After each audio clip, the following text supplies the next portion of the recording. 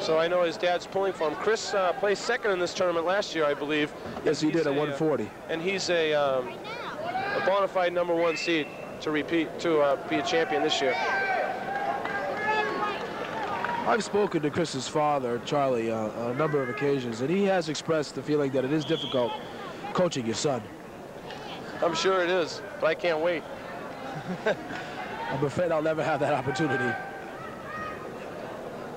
Rockland, Porter from Rockland comes out attacking. Actually took Sanzone right off his feet there. For those of you at home, in the red, white, and blue singlet is Gary Porter of Rockland, and in the maroon singlet is Chris Sanzone of Monument Mountain. Sanzone trying to drag by. He's got a leg locked up. He's trying to slip around behind for a takedown. Porter's being real tough and countering it. Now Sanzone's around the side. Oh, he's got to clear his leg, and I think he'll pick up 2 points here. Once again, the wrestlers are close to the out of bounds. Oh, nice job. Forcing the Rockland wrestler's head down. Chris Sanzone slipped around behind, picked up 2, and then threw the leg in. Now he's in a controlled ride. Sometimes the moves when the wrestlers are on the mat are so subtle, Doug, it's hard to pick up exactly what the wrestler did. Sometimes it doesn't even come down to a move. Sometimes it comes down to how well you can get your hips up when you need to, or keep pressure on them, or keep your balance. Things you may not be very obvious to a layman, but it does work. For those wrestling fans who are watching, those kind of subtleties might be difficult to pick up on video. You may have to tape this and then redo it a couple of times just to find out what the move the wrestler did to score the points. Sanzone on top, breaks Porter down immediately. Porter goes to a sitting position. Sanzone trying to take him to his side where he can work.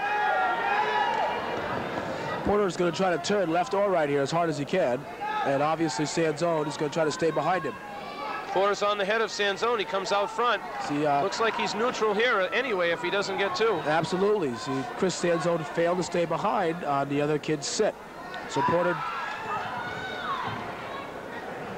That quick spin put him in trouble, and he lost actually an escape point by trying to spin on Sanzone. Sanzone picked up the leg and saved the point. Coming to the end of the first period now, 5 seconds left. If you look at your screen now, you can see a youngster hitting the referee on the back with a pillow. That's in case if the crowd is going crazy near the end of a period and the referee can't hear the buzzer, they've got a backup system that the referee knows when time has expired.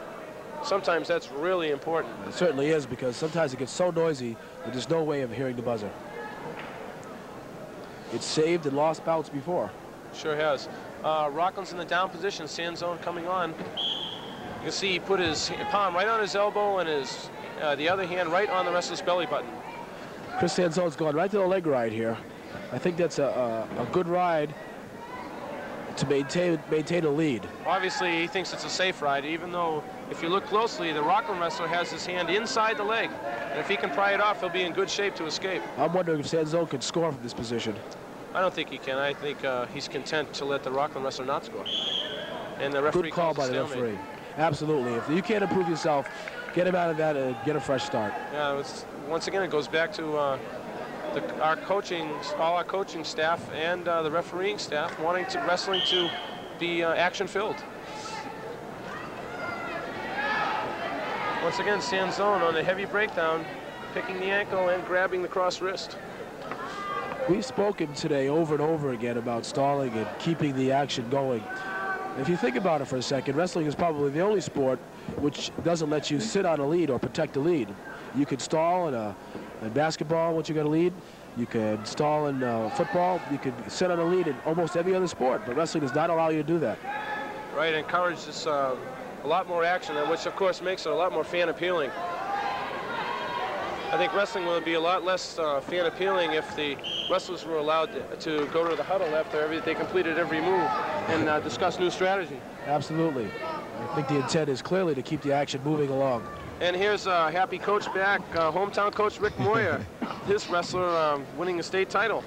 David Hanlon, very proud of David. David, as a freshman, was 0-18 and has never missed a practice in 4 years. He's not the best wrestler on his feet. He's not the best wrestler underneath, but he's got a lot of heart and he's tough on top. And that's